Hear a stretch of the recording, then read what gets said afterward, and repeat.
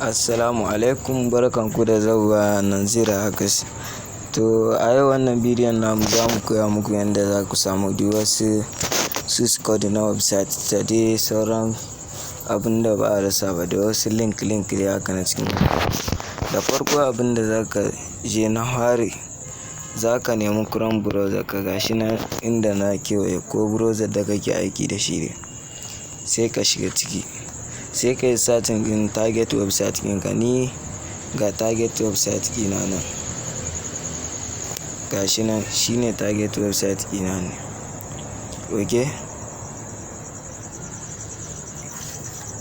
sai ka yi clicking akan website ɗin, ga ɗan alamar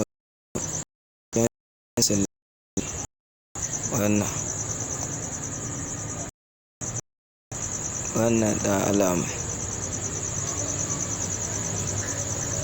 gashi na wannan shi za ka taɓa.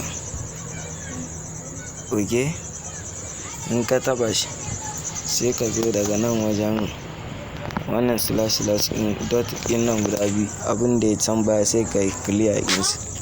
Sai ka sa biyu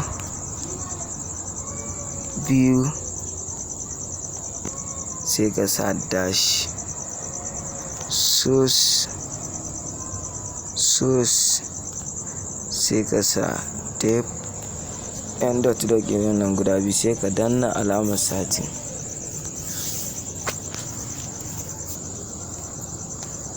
Okay, shira yacin kuna gani nan gaba ɗaya website ne, kun gan shi na yanzu programmers daga ya same shi ya ɗin skin ga su nan waye duka nan muka ka ƙarshen nan bidiyon namu.